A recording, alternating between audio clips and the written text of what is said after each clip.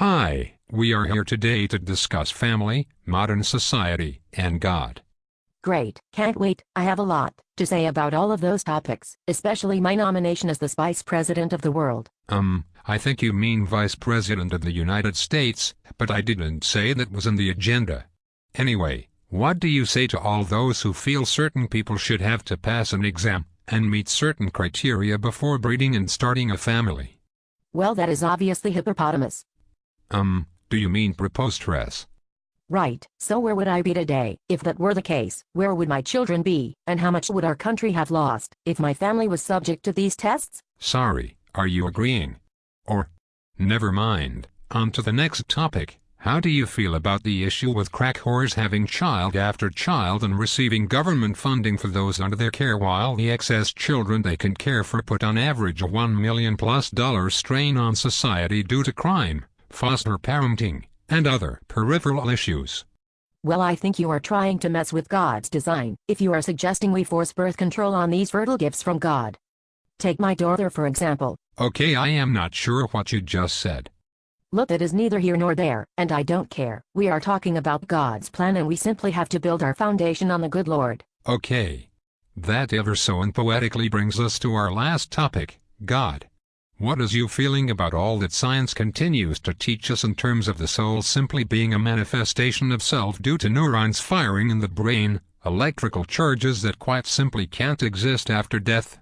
I think God and science can coexist. I need science to create my steroid-filled chicken, to make Alaskan salmon grow twice as fast without creating health problems for people eating them, of course. And I need God to tell me how to make decisions about people's lives. So in conclusion, you ignore facts. Let me teach you something about facts. I in fact have the right to the Fifth Amendment, so there. Are you on your Bluetooth or something? Or are you still talking to me?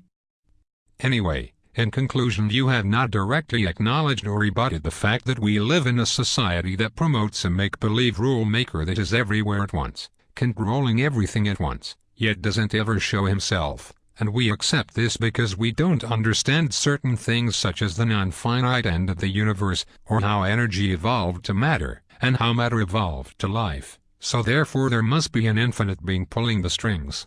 You essentially claim that we should allow narcissistic and technically dangerous sex and breeding habits among teenagers because it happens in your family, and you also admit that you have no control over your decisions but instead resort to the voice in your head? Can you repeat that? And there you have it, folks.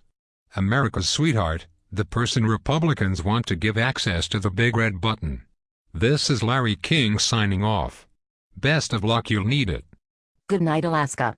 I'll be home to bake you an apple pie tonight.